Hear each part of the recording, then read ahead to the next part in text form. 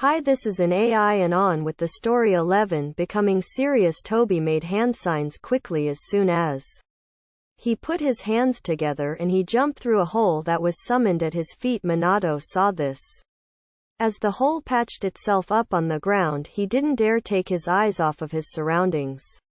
Toby could be anywhere by now, so this is a jutsu of this Uchiha, not all fire style it seems. However, Minato's thoughts were broken as he felt the ground shake. He turned around, making sure his kunai was perfectly aligned with the attacker's neck, but he felt nothing pierce it. He looked down and saw a hole, but it was empty as it started to fill up as well. Over here, Toby scoffed from behind him.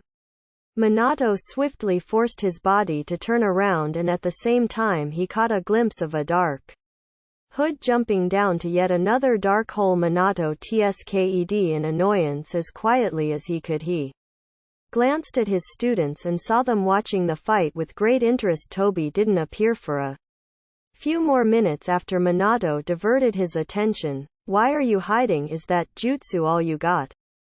Minato taunted, voice loud enough for someone underground to hear. Minato was about to say something once more before a huge heat went in front of his body. He stared as a huge fireball was blasted from underground. It might have hit him if he didn't professionally step away. Minato recovered from the surprise and the slight new adrenaline. So this is how it is, huh? He shook his head. This was supposed to be a spar, not a place for surprise attacks. If it was going to be a spar, then why did you attack me with your kunai? Toba's voice slightly echoed. Minato turned around quickly and saw Toby appearing from another hole on the ground. The blonde then grimaced as he realized the man had a point. He huffed through his nose as he backed away further, returning to his original spot all the while staring at Toby. Fine. He dropped his weapon, but not completely taking all of them off, as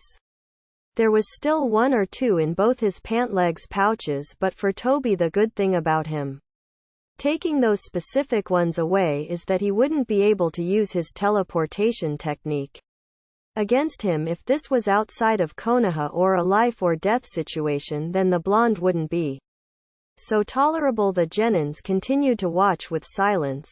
Let's do this, Minato continued. After a while of fixing his position, he stood straight still, but Toby knew once he got close with the man only strike. Toby was experienced with fights like these, but he was more used to using his jutsu. Are jutsus allowed? Toby asked, and Minato glanced at the genins in contemplation. His younger self gave a thumbs up, already impressed at the whack-a-mole jutsu that Toby created by himself, and the fire ball he released from underground. Kakashi looked hesitant, but his eyes showed confirmation. Minato sighed, turning back to look at Toby. Yeah. Toby could feel himself smile menacingly under his mask. He didn't know why he seemed pleased with the answer. After that, Toby sprinted towards Minato. The blonde was quick to use his arm to block the punch Toby was sending straight to his face, but that only led to Minato not noticing the other hand creeping up on his stomach. The blonde jumped back at the pressure that turned into pain on his stomach, but he continued to stand as both of them started to make circles around each other meters away, like a draw game in the desert, but they had no guns.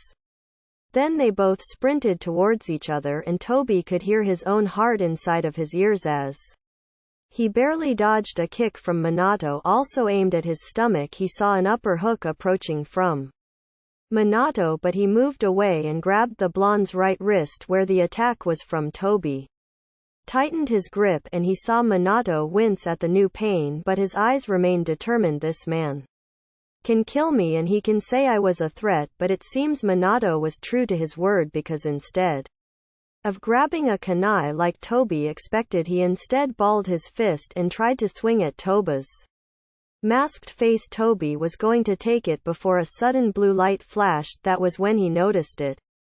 But Toby was too slow to react as the fist with the newly activated Rasengan hit his mask. The light blinded his lone eye, and the situation gave him a sense déjà vu. He felt his jaw pop as the sheer force of the Rasengan threw him across the whole training ground, making his neck hurt badly as his head went and endured all the pressure, thus gliding across its own lower half. The Rasengan made a loud sound as it collided with his swirl. For a mask, he hit his head hard as soon as he landed, and he could tell from the wind hitting the right side of his face that a part of the mask had been broken.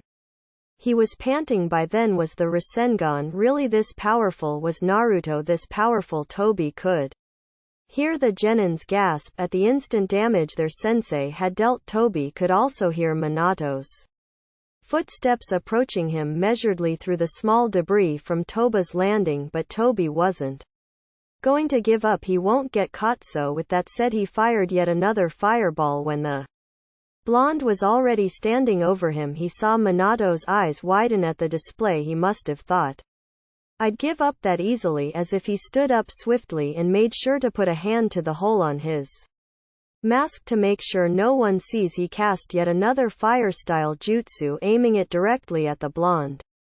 Minato backed away as the fireball almost directly hit his face. Toby saw Minato starting another Rasengan with precise chakra control, and Toby started to make fast one-hand signs while his other hand covered up the hole on his mask. They both sprinted towards each other as a fireball was spat towards Minato, and Minato's Rasengan getting bigger as he reached up his arm towards the incoming fireball. Minato gritted his teeth as he pressured his Rasengan to get bigger without having it burst at the unnecessary amount of chakra he absolutely needed to get this man killed, lest he wanted another problem to break out in Konoha. The Uchiha clan head's words meant nothing, but before any damage could be dealt, a voice stopped them. "What's going on?" Minato accidentally lost his Rasengan as he lost focus, and the fireball was quickly put out by Toby as soon as he also heard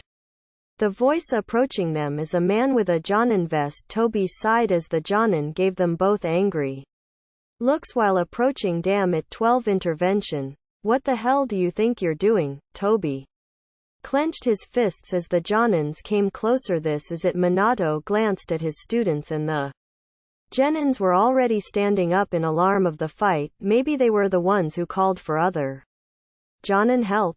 That was a very good move considering Minato and Toby were already at each other's throats, but Minato didn't find it in himself to praise his students when he was so close to killing this possible rogue that infiltrated Konoha. "Maybe I should have just told them in the beginning."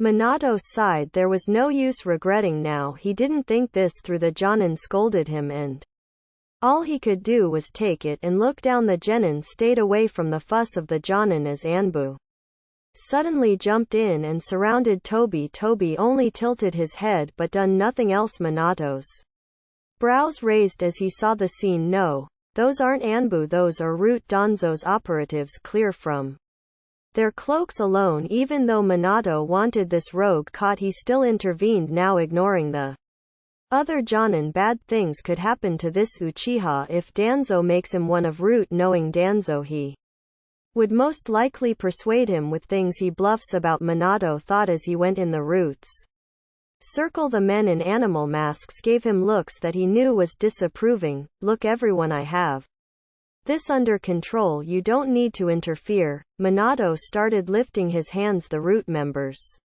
looked at each other before one shook their head. "Danzo's orders," one of them said, and almost immediately Toby was tackled. The half-masked man fell to the ground with a grunt as the Root ninjas kept him down. Another of them approached Toby on the ground and crouched, opening their hand as they were about to put a seal on him before someone else suddenly intervened. "Hold it." The Root halted in their movements as the Hokage himself came closer. Hiruzen held up a hand, making sure to make the Root ninjas stop. They all turned to look at him as Toby desperately tried to cover the exposed part of the broken mask. Toby wanted to just activate his Sharingan, but he couldn't. He wouldn't dare give up his identity now. He still needed to change his future, his past, his life. He glared darkly at the Root and the Hokage as Minato stood straight at the Hokage's presence. Of course, Minato-sen Minato also wanted to be Hokage. Naruto really is his father's son.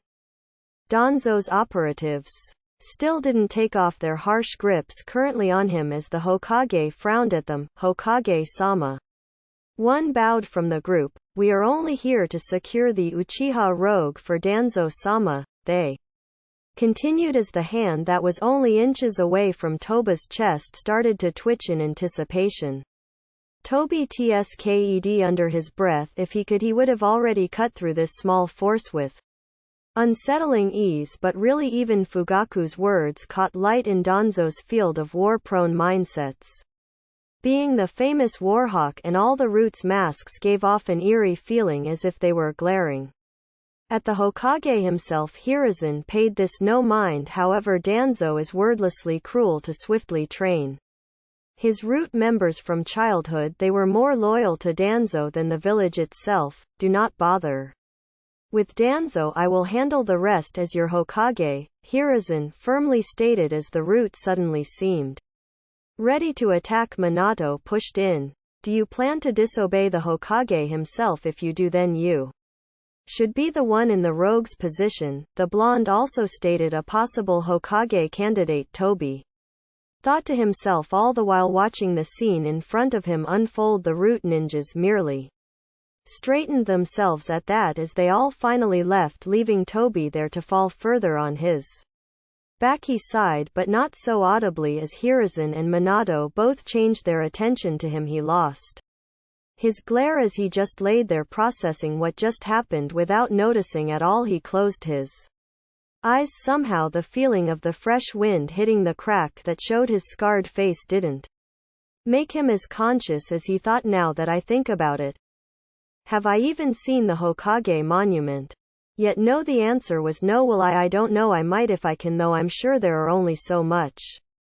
As three faces, he heard the three genins run towards them hurriedly as if they were speechless before they started to ask the Hokage and Minato of what just happened, and the adults explained the situation quickly. Toby didn't listen in for long. He didn't know why, but he suddenly felt himself drift to sleep. 13 Broken mask, broken act. I've been waiting for you. The love of his life, Rin had said to him. Obito watched as the person he had been waiting to see all these years spoke to him in person and held his hand. Tears fell from his eyes and through his cheeks like a natural waterfall. His onyx eyes glistened from the sheer wetness. Rin, he mumbled loud enough in this pink empty place with the company of the Nohara. Obito wiped his eyes with his arm. It's embarrassing. You've seen all the horrible things I've done back there, he said, truly embarrassed. Rin smiled, but as he looked up, Rin started to turn to dust. Rin. He uttered her name as her face started to crack like the hundreds of other mirrors that he had broken out of pure rage. The hand that held his withered away into nothing as he reached both his hands towards her. Her withered body started to join the rogue wind in this impossible abyss, and Obito's eyes widened. Rin. Obito snapped his eyes open as he sat up in shock, his chest heaving up and down. Out of breath, sweat coated the half of his body and his face. He touched his crooked face and turned around only to see his mask broken and discarded on a wooden table. My face, he gasped, but just then someone entered where he was through a curtain covering his entire area. It was. I see you're awake, Hiruzen stated as he stared at Obito. Half panicking, where the hell am I? He half yelled as he looked around rapidly, eyes ready to activate his Sharingan. Calm yourself, you are only in the hospital. Hiruzen attempted to calm the Uchiha, but he only scowled in response. Why are you keeping me here for my eyes? He asked with a sneer. The Hokage sighed, shaking his head. No, he answered, although I believe you have something to tell me. Obito scrunched his face at the man. This may be the Hokage, but what does he think I should be telling him? Obviously not that I'm Madara. Obito didn't like that thought. The real Madara Uchiha wouldn't panic like he was just seconds ago. That's right, he wasn't someone like Madara. The man was Evil but headstrong, skilled and believed in what he wanted. Obito on the other hand, only stubborn. And overall skill less. The only advantage he had back when he was genin was his position as in Uchiha and the hope that he would one day earn his Sharingan. Even then I was a late bloomer always. Obito shook off those thoughts and contemplated what he should say next. It had to be well thought. Or else he would totally ruin everything, and because he already knows my face he must already know that Fugaku lied to him. Damn it. The coup d'état's going to become more likely. He exhaled roughly through his nose. What do you think it is then? He responded after battling his own mind. Hiruzen stared at him blankly before sighing again. It seems I just have to be stern with you, he stated. Who exactly are you? He finally asked, and Obito's brows both lifted in sync. I didn't think about that. Hiruzen patiently waited for the answer with crossed arms and tilted brows. I didn't think about that. Obito didn't think about the possibility of getting caught. Obito didn't think it through. Because he didn't expect to get into this predicament. I never thought about this getting caught. Never crossed my mind. He pondered over it. What should I say? He thought to himself. That I'm Obito Uchiha. I mean, this is literally the past, and I can't tell them I died and suddenly transported here from the future, and that I'm Obito Uchiha from the future. Scratch convincing them I'm a good guy and the Obito from the future. There's an easier way to.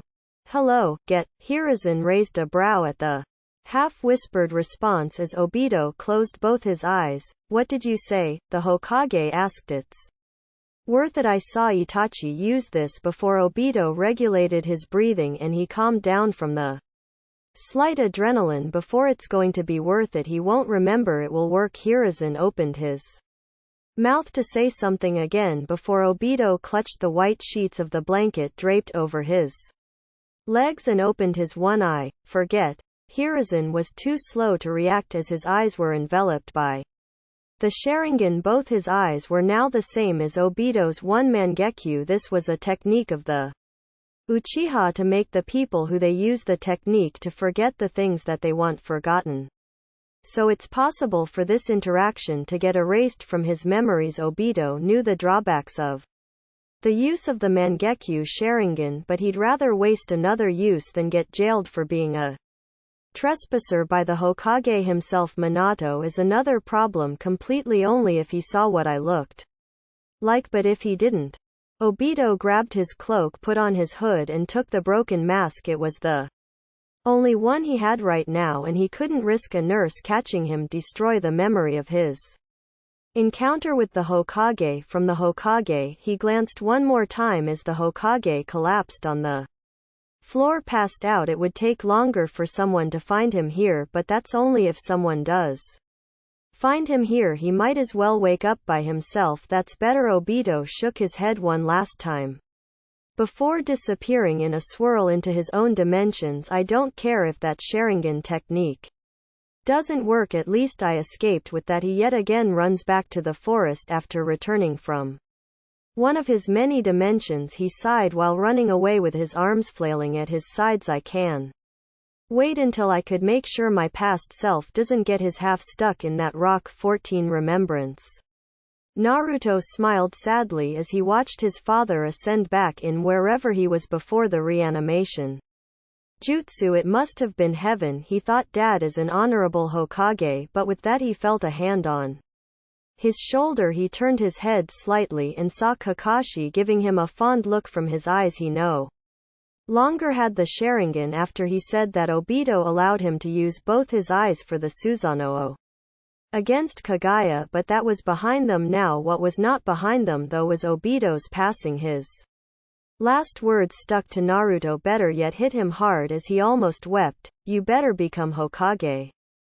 Naruto knew that wherever Obito was now, he was watching Naruto proudly, waiting for the blonde to finally succeed and achieve the dream that he himself was never able to reach. It's done, Kakashi said, both his eyes now as black as the day he was born, staring almost proudly at the blonde as he retracted his hand from his shoulder. We've won over the world. Naruto continued with that same smile that he was sure Obito would have mimicked. After the battle of Naruto and Sasuke, many things happened at once. Kakashi was turned into the Hokage by Tsunade, with the silver-haired Hitaki now being the sixth Kakashi. Promised Naruto would be the next after him, but not after he takes the Jonin exam. After all that was finished and Naruto finally getting his prosthetic arm from Tsunade, they all finally held the funerals for everyone that had died during the war against Madara. They didn't have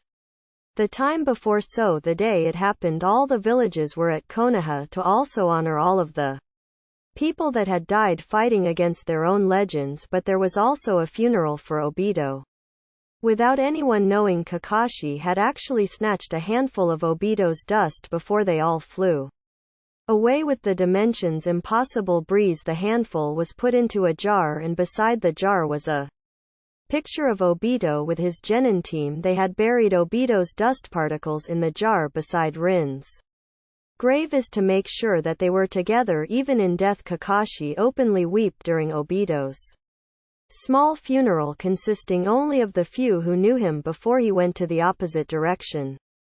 Naruto had to be strong, and he promised Obito while putting a flower beside the jar that he would indeed become Hokage for Obito's and his dreams' sake. Naruto and Sakura comforted Kakashi as Sasuke stayed in the sidelines, silent but at the same time grieving for every life that had been lost in all the villages and the last clanman that he has ever met after Madara. They all said their blessings to the souls that were now somewhere else as they then continued on with their lives.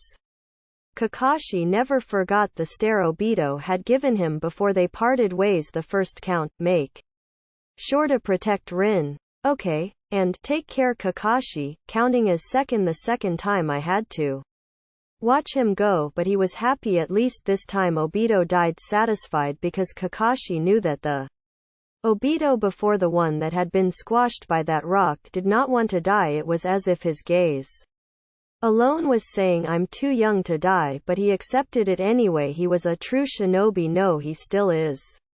Kakashi didn't wash his hand anymore after Obito had showed them that he was alive. Rather, he woke up as bright as ever, even when he knew Obito now despised him not for killing Rin. No, Rin had done that by herself, but because he failed to protect Rin in the first place. Every morning when he had time, he visited Obito's resting place with Rin, Kushina and Minato. He placed flowers in their stones and stayed there for a while, talking to basically no one about his day with a smile beneath his mask. The headstones said nothing, but he knew they were listening from above in their new world. Naruto sometimes also joined him there when he too had time off from his studying, and they talked for a long time until Naruto had to go because he forgot his homework. Kakashi would only laugh at that face he makes so much like Obito's when he was late during a genin team photoshoot. Kakashi knew that Obito had forgave him long before he had died, and so did Rin, Kushina and Minato for him not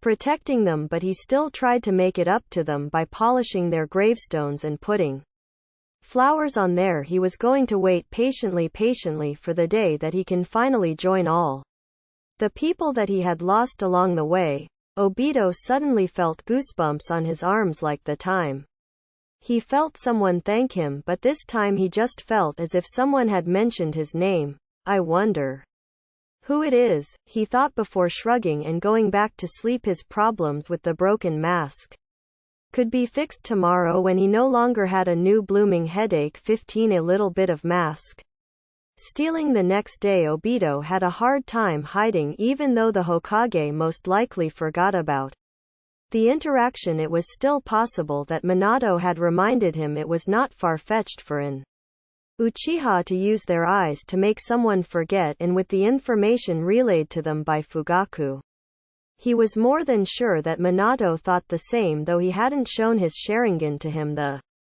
whole morning since he woke up from his short sleep was spent sitting around on particularly large tree branches. He didn't mean to be seen as a creep, but he had to admit that he had been watching new academy graduated genins walked around the trees, unaware of the cold eye staring right at them. Their Senseis weren't around, so he was clear and out of professional reach. He had to wait until the mission where he got crushed by the massive boulder after barely being able to save Kakashi so that he can prevent said tragedy and prevent his past self to meet with Madara. Even if his past self did meet Madara, then he had to at least make sure that Rin wouldn't get turned into the Three Tails Jinchuriki. If she doesn't get turned, then she wouldn't jump in front of Kakashi's Chidori, ultimately evading his rage with him and Kakashi also not being able to activate the Mangekyu. It's a good plan B. If I still get crushed and I can always kill Madara, Black Zetsu can never be too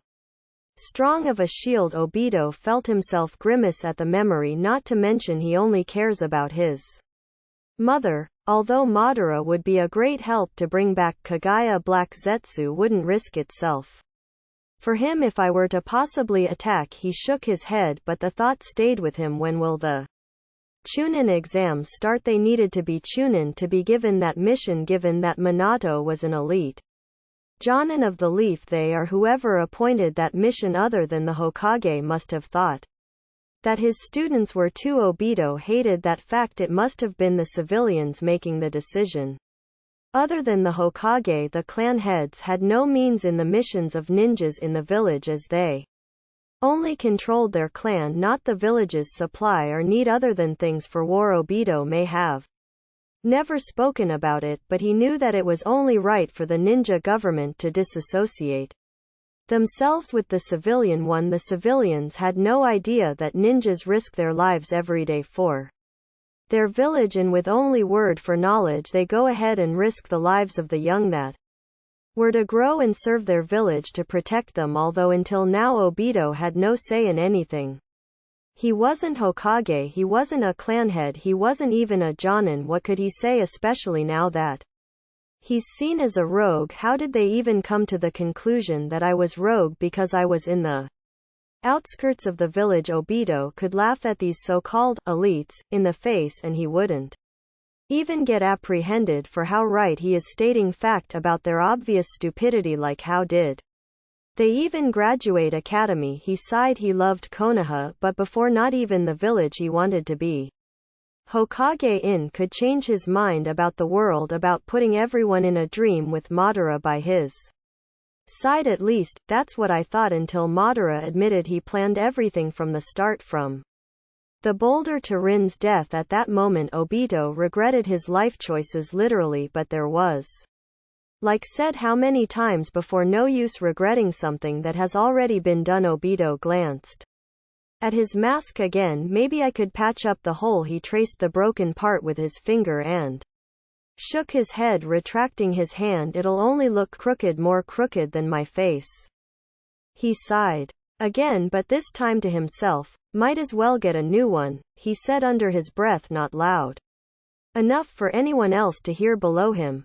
I guess I'll just venture the village with my hood. I'll only hope no one notices me. With that in mind, he jumped from tree to tree and onto a branch that was a tad bit closer to the village roads and stalls. It's just like I remember it, he said, half smiling to himself at the good times. He shook off the lopsided smile as he jumped down, shocking some civilians with his landing, but they ignored him after probably thinking he was Anbu or something. He didn't have cash on him, so might as well steal. It's a bad thing to do, he'll admit, but what was he to do other than that? Beg? No way. He still had his Uchiha pride, and even if he didn't, he still didn't want to look pathetic. Plus I can't have them see my face. That'd only lead them to suspicion.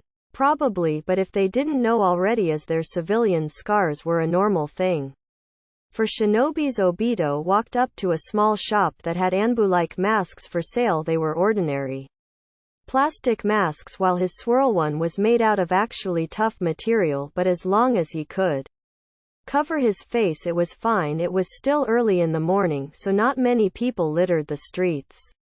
Yet he walked up to the racks and a chubby man went up to him. He kept his head low while the man neared him. What would you be buying today, sir? He asked politely, wordlessly telling him to look up.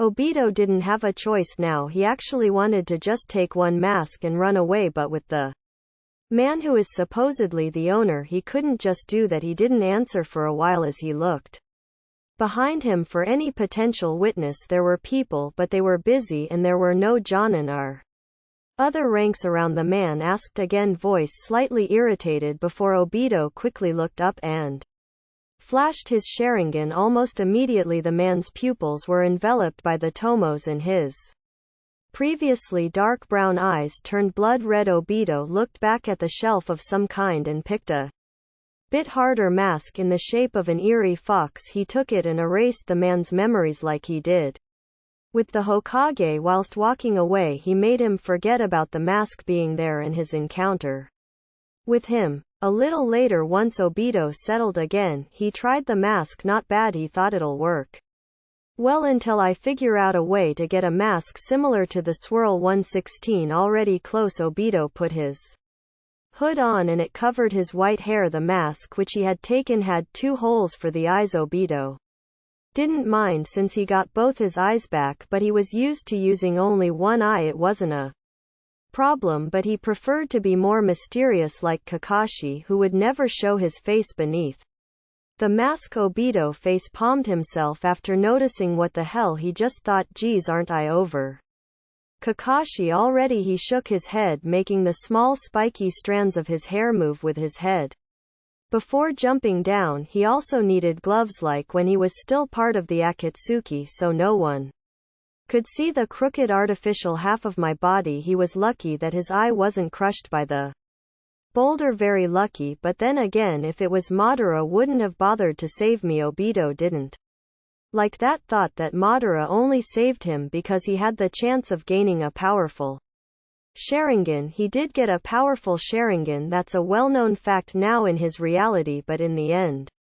he only got thrown away like a toy that was too old and brittle to do its job. Madara doesn't care about his comrades like Obito was. He was loyal to Madara because Madara promised a world of eternal peace. That was his plan, but he didn't need Obito anymore. By then, did he even have friends? Obito knew that he had a brother and that he killed that same brother, taking his eyes, though he never knew the full truth. He looked around where he jumped down to as he used his unnecessarily long sleeves to cover his hands in case anyone was there to see him. His mask wasn't hard, so if someone were to attack his face, he'd have more than that big old scar on his right side. He started to walk again. Did days go by when he was unconscious in the hospital? How many people had seen his ugly face? Why is he thinking about it just now when he could have as soon as he got out? Maybe the Hokage already showed Fugaku how he looked, or worse, Minato. Well, even if he did go around announcing that he was an Uchiha,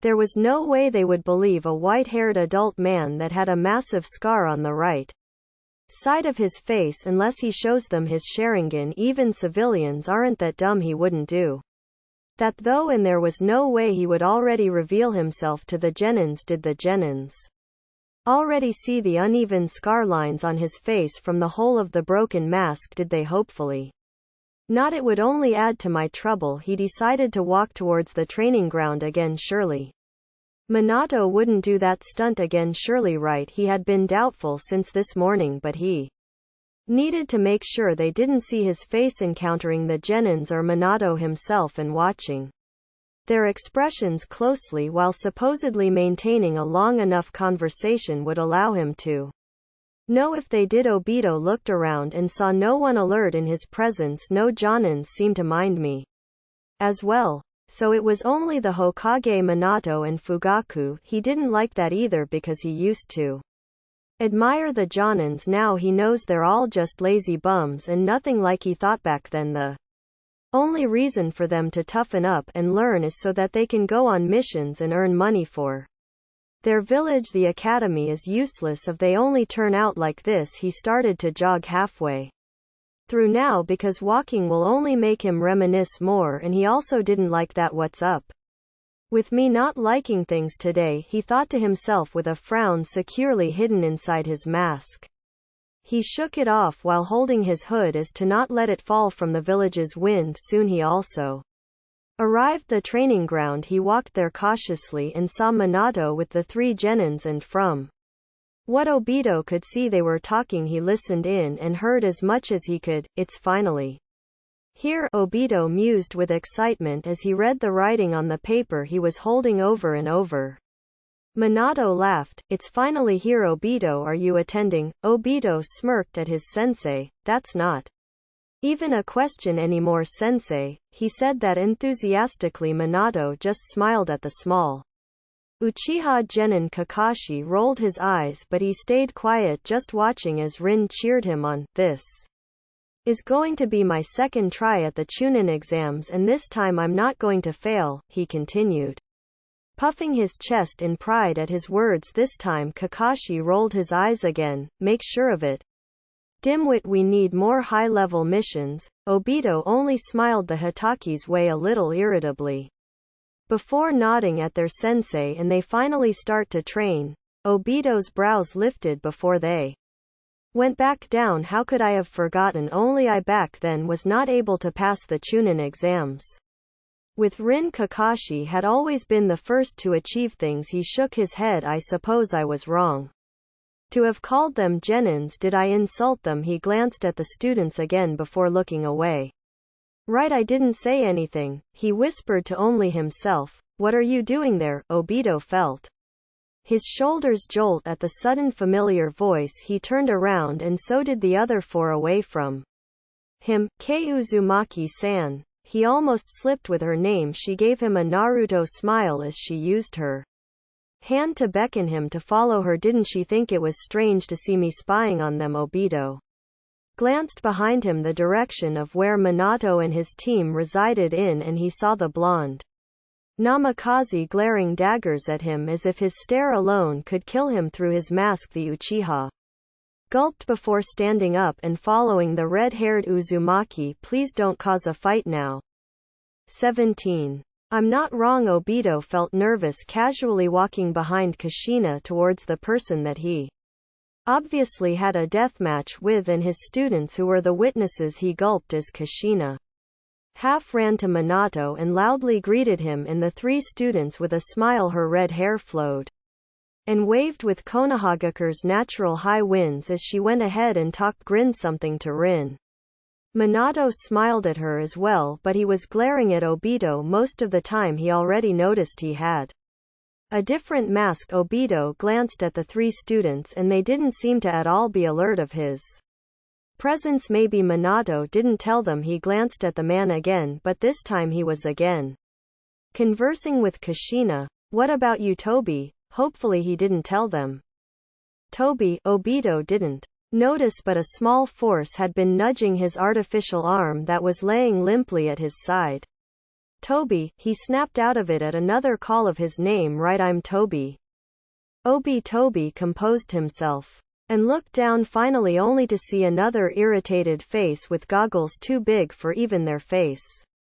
Hey, what are you spacing out for? The voice of the one nudging him, Obito had said with a tinge of annoyance in his tone towards him. Toby shook his head. Nothing, as you were saying. His younger self raised a brow at his response before asking again, are you participating in the Chunin exams? Toby lost his sense of, if it's even called a sense, head in the clouds. He stared at his younger self dumbfoundedly at how confident he said that. The others, excluding Kushina and Rin, stared at him as if he was stupid. Obito, how did you even assume that they aren't already Chunin? Minato asked him, and Obito seemed to have deflated. What's with all the looks?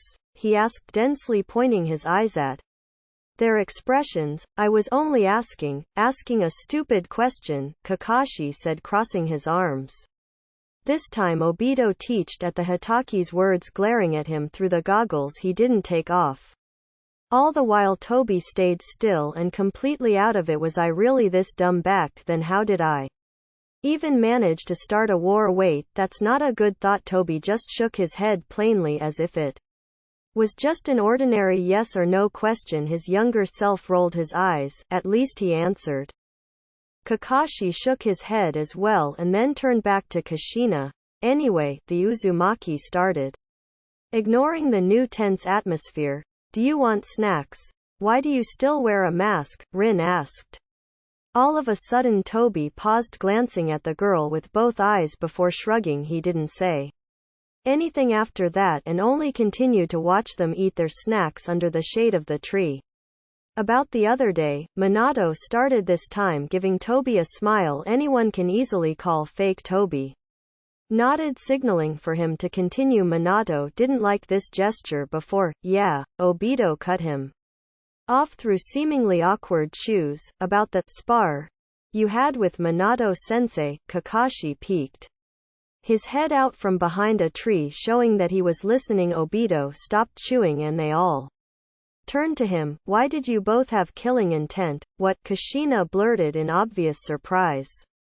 Minato glanced Toba's way before turning his head towards Kushina, who had a look of doubt in her expression as she listened intently to what they had to say concerning the Uchiha's question. He didn't like the face she was giving him. Instead of the masked man, Minato awkwardly coughed into his knuckles to lighten the already damp mood. You see.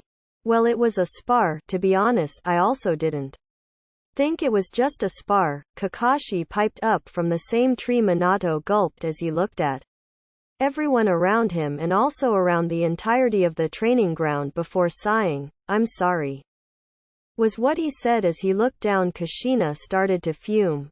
What do you mean, I'm sorry? Is that all you have to say? Her voice got louder and she started to get angry, as her reputation for always being mad and as such was even called the red hot habanero. In her younger days, Minato flinched at the higher tone of her voice. He glared at Toby, but this time he didn't try to hide it. Kushina stopped and she raised a brow, also turning to look at Toby, who Minato was glaring at fiercely. I'm sorry I didn't tell you sooner, the blonde continued, and the three currently sitting down started to get alert at the change of Minato's voice. The blonde threw a kunai directly at Toby and he dodged, jumping up into a standing position as Minato teleported behind him using the flying thunder god technique. Just like in their fight, Obito, Rin and Kushina stood up as well, but in surprise of the blonde's actions, Kakashi walked out from behind the tree to properly see what was going on. Minato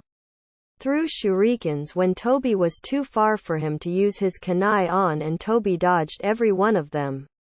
Minato explained, Kushina said loudly as Toby finally fled using a shunshin. Minato sighed again as Toby was finally nowhere to be seen. He turned again and was now facing his students and Kushina. He had a frown on his face as he analyzed their different expressions towards what he just did. Toby is a rogue. Toby shunshined back to the forest. This is bad. He ran towards nowhere before stopping, panting all the while. This is really bad. He turned to the direction of the village where he just left from. If they finally know I'm a potential threat to them, then he groaned, wanting to just smash the mask he had on to pieces in a new blooming anger. I won't be able to get them to trust me. That night Minato still hadn't been able to sleep. He knew somehow that Toby, or whoever that really was, wouldn't come back again to the village, but there was this unfamiliar feeling clawing at him. It was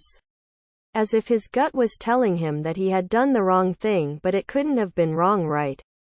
That man could and would have been a threat. The feeling never left. It couldn't be doubt. 218 It happens to be near weeks had passed and there was still no sign of that Toby. Minato was glad in.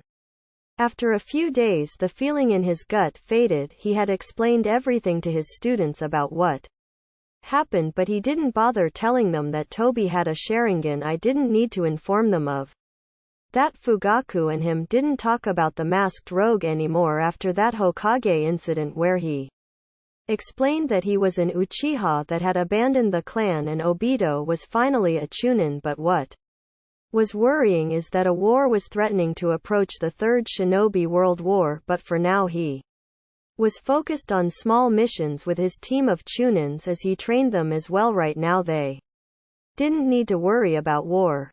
Obito had heard of the war that was said to be coming, and he also heard that his younger self was finally a Chunin. That's good. He was telling himself that the change would no sooner come. He hoped to change many things of all of the weeks he had only been waiting.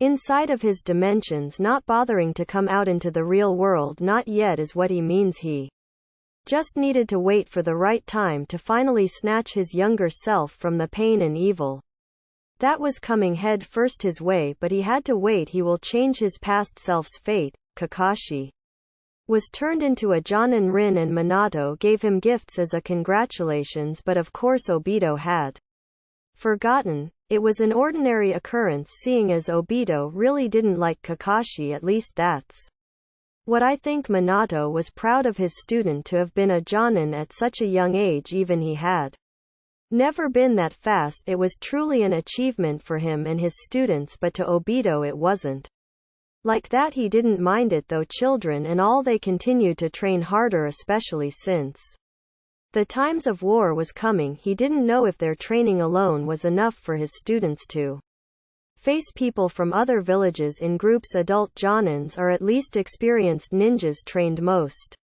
their lives as tools for their village to dispose of. They don't have feelings, so therefore they won't care if they get to kill children from other villages, children like his students, so he trained them hard, although not too hard, still as tough. Unlike the usual training he gives them, they were going to go on an important mission soon, and he had been told to handle a different mission. Since they now know that Kakashi had been made a Jonin, it was dangerous, because even if Kakashi was finally a Jonin, he wouldn't be able to handle too much. He was new after all, just promoted from Chunin, a rank where most missions didn't include life or death, and his stature was small, so Minato doubted they would be fine all on their own, not to mention there's Rin with them. Anything could happen to them if they're all alone without a proper Jonin, a proper adult, but he didn't want to doubt his students and the Hokage for that matter, since it was him that assigned the missions to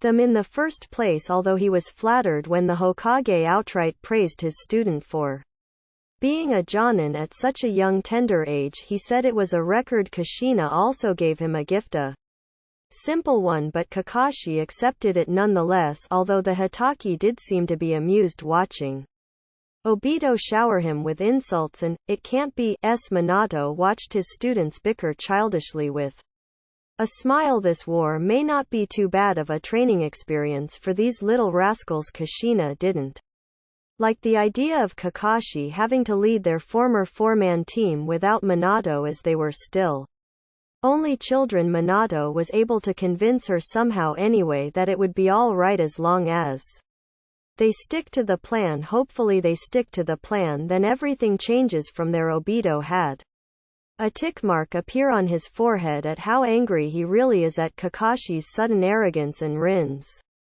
compliments the Hitaki's way. Minato watched them from the side, all the while he could only hope they would come back together and okay, but it would still be far from now. They still had peace, and they didn't need to rush going head first into the Kanabi Bridge. Mission 19, start of the changes. Obito didn't do much yet after the timeline was finally set, being that he only needed to make sure both Kakashi and his younger self didn't get hurt. He seemed to relax a little, although he knew he shouldn't be acting as if it was an easy mission. I know it isn't. He had always been the one to underestimate things, even Kakashi when they first met for some reason, and he always lost because of that. After all, he was sure that Minato had already admitted that he was an outsider and shouldn't be trusted. That only made the Uchiha's goal harder to reach, but he shouldn't mind. It was normal after all ninjas when it comes to spying on other villages, or if they're just actual rogues, go through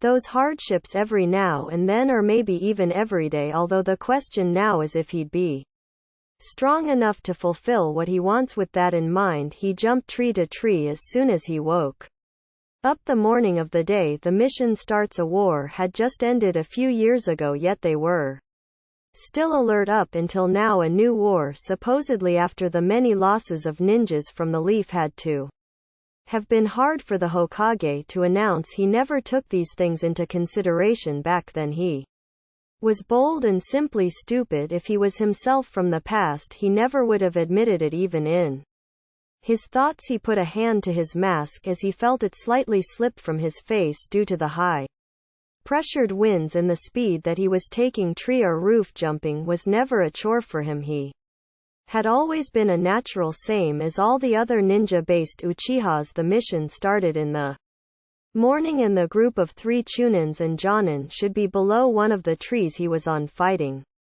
some ninjas from the villages that they were going to sabotage. Obito stopped and landed firmly on one thick tree branch. As soon as he felt those familiar chakra, he looked down and there he saw Kakashi trying to defend himself from a ninja. Obito saw that the young Jonin still had both eyes in.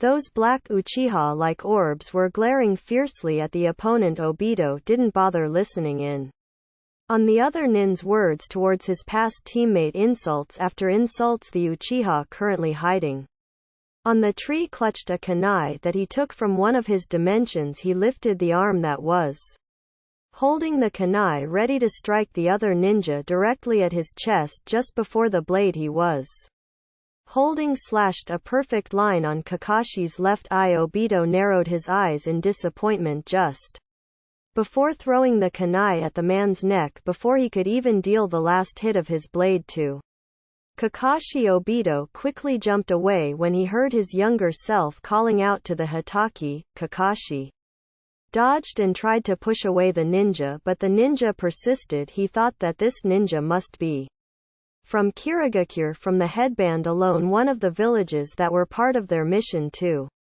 destroy alliances. He tried to attack back to finally kill him, but when he kept on failing, did he only know that he wasn't yet ready to take on an important role in the village. But he shook that thought off only to come back to a perfect slash on his left eye. He jumped back, flinched and dropped his kunai in shock as his back hit the tree trunk that was behind him. His head hit a part of the tree hard, making the back of his head ache all of a sudden, but that dull pain didn't compare to the fear that was growing in his chest. He had never thought he could ever feel fear again after his father killed himself like a coward over a single failure. The man was smiling insanely in victory as he lifted both his hands to land the killing blow of his blade to his head, and Kakashi found himself closing his remaining eye, preparing to finally join his father. That is, until the blow never came. After a few seconds, which felt like hours to him, he opened his eye and saw that the man had a kunai deeply lodged into his throat, which was now bleeding profusely. What Kakashi's eyes widened as soon as he saw the scene just before a familiar voice called out to him, Kakashi. Kakashi turned his head towards the direction of the voice and saw Obito running towards him with what he can describe as an expression of worry. What? You came for me? He didn't realize it, but he suddenly blurted that out. Obito raised a brow. What? Of course I did. He looked slightly offended that Kakashi had said that as his face of worry morphed into a frown. Why? Kakashi asked again, voice low but audible.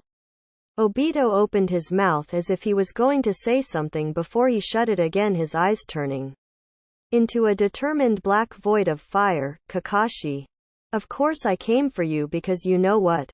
Obito had a firm look, something that Kakashi was sure he had never seen before. The Uchiha took the Hitaki's silence as a chance to continue. Ninjas who break the rules are scum, but ninjas who abandon their comrades are worse than scum. Kakashi looked stunned as Obito said that just before. The Uchiha shook his head. Anyway, he started again after the short silence.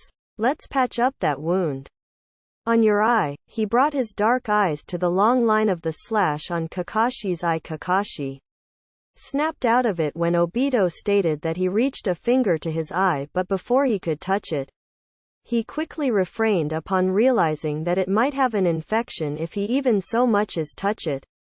He nodded finally, and Obito waved his hand to a direction, signaling for Kakashi to follow him.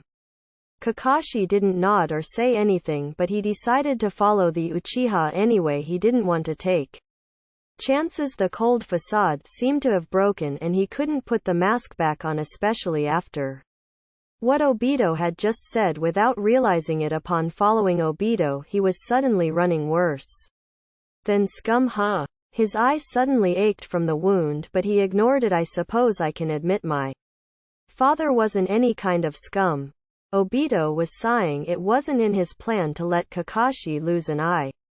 Still, but it seems that it was all right even if his past self wasn't able to activate the first stage of the Sharingan right then and there like he did in his reality. They still seem to have gotten along. Them becoming friends is better, I suppose, and the Sharingan can awaken within my past self naturally. Obito leaned on a tree. As he sat on the said tree's branch he sighed. Although seemingly content, this went better than I expected after I failed to save his IANND. Cut next part in 2 to 3 days. Bye.